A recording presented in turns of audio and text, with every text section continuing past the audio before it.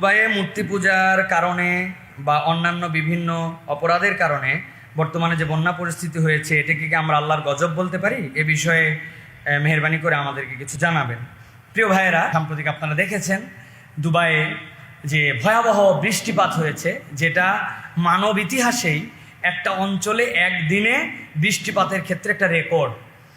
250 millimetre তারা যে record, যেটা এক বছরে বৃষ্টি হয়, সেটা একদিনে বৃষ্টি হয়েছে। এটা একটা বিস্ময়কর ব্যাপার।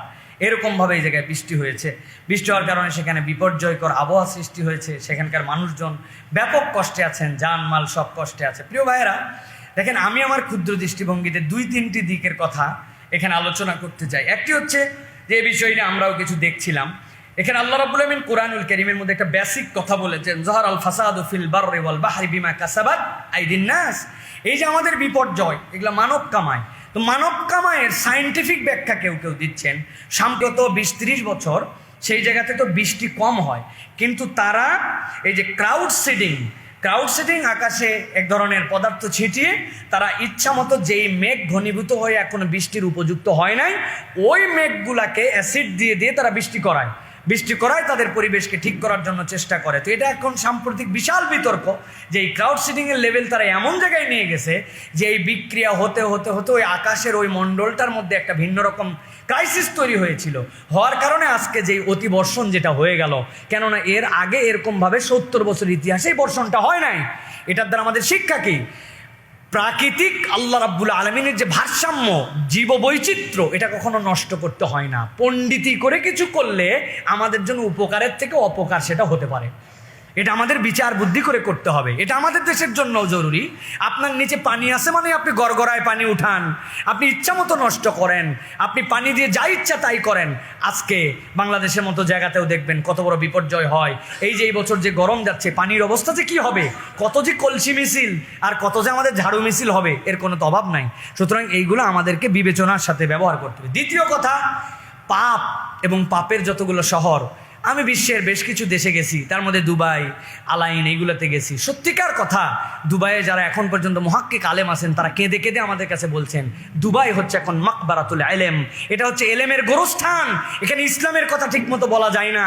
এটাকে তারা মাল্টি ন্যাশনাল যেরকম জায়গা বানাইছে, মাল্টি কালচারাল প্লেস বানাইছে। জুমার খুতবাতে ইব্রাহিমের দিনের কথা বলতে হয়। ইব্রাহিম মিল্লাত আবিকুম ইব্রাহিম, ইব্রাহিমের দিনের মধ্যে তো সবাই আছে। ওরা কৌশলে ইসলাম বাদ দিয়ে এরকম খুতবাও ইমাম মুখ দিয়ে বের করায়। আল্লাহ রাব্বুল আলামিন যদি তাদেরকে কিছু ধাক্কা দিতে চান, হতেও তো পারে। আর ছোট্ট একটাখানি মিলের কথা চিন্তা করেন, পৃথিবীতে পানিশমেন্টের একটা ধরন আছে।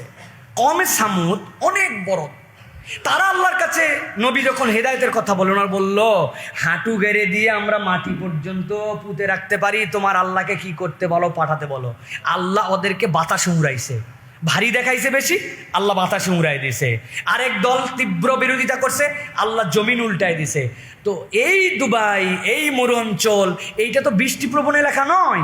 তা আল্লাহ তাদেরকে চোখে দিয়ে দেখাচ্ছে যে পৃথিবীতে যে বৃষ্টি একদিনে, এক বছরে হতে পারে, আল্লাহ চাইলে যেখানে বৃষ্টি হয় না ওখানে 1 বছরের বৃষ্টি একদিন দিতে পারে। এইভাবেও তোমাদেরকে নাস্তানাবুদ করতে পারে। যেই গজানি উপর দিকে উঠাইছো, এটা আল্লাহ রাব্বুল আলামিনের কাছে একটা বাতাসের মামলা। এইগুলো ধাম করে পড়ে যেতে পারে। রব্বুল আলামিন দেখাচ্ছেন যেই সমুদ্রের মধ্যে জাহাজ চড়ে, সেইটাকে আল্লাহ রাব্বুল আলামিন দুবাই এয়ারপোর্ট বানায়া ওই বিমানগুলাকে ওইরকম সাফিনা বানায় দিতে পারে।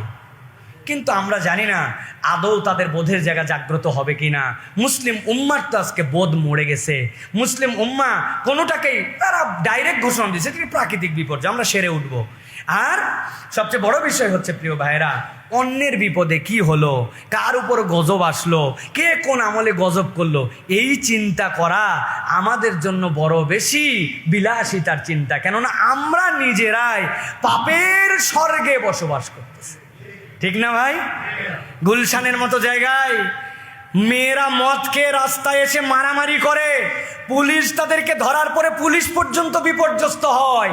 এটা বাংলাদেশ, এটা মুসলমানের দেশ, বোঝা যায় না যে এই বয়সের ইয়াং মেয়েরা এই পরিমাণ বারের থেকে মদ খেয়ে রাস্তায় প্রকাশ্যে মাতলামি করতে পারে। কিসের আপনি দুবাইয়ের চিন্তা নিয়ে আসেন? আমার শহর ধ্বংস হয়ে যায় কিনা, এটা একটা পাপের শহরে পরিণত হয়েছে, এখান থেকে আমাদের বাঁচার জন্য চেষ্টা করতে হবে, ঠিক কিনা? আপনি আপনার বাচ্চার খবর জানেন না, আপনি জানেন সে বিড়ি খায়, কিন্তু বিড়ি খাওয়া বাদ দিছে, বিড়ির মধ্যে ভরে গাঁজা খায়, ও হিরোইন খায়, ও নেশা খায়। আপনার ঘরের মধ্যে এরকম নেশাখোর আছে, আপনি কিসের দুবাইয়ের চিন্তায় আছেন? আমাদের নিজেদের হেদায়েতের চিন্তা করতে হবে প্রিয় ভাইয়েরা, আর আল্লাহ রাব্বুল আলামিনের কাছে আশ্রয় প্রার্থনা করতে হবে, আল্লাহ তাদেরকেও হেদায়েত দাও, আমাদেরকে হেদায়েত দাও। কারো বিপর্যয়ে মুসলমান কখনো খুশি হবে না, ঠিক হয়েছে?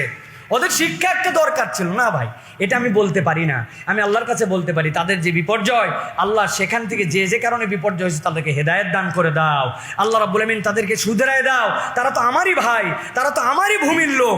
এই মানুষগুলোর হেদায়েত আমাদের জন্য অনেক বড় জরুরি। মধ্যপ্রাচ্যের আরব বিশ্ব যদি ঠিক হয়ে যায়, পৃথিবী টাইট হয়ে যেতে 15 মিনিট লাগবে, 15 মিনিট, 15 মিনিটস। আপনি সারাদিন ওই এ পণ্য সে পণ্য যেগুলো আমরা বর্জন করতেছি, এগুলো আমাদের ইমানে আল্লাহর কাছে জবাব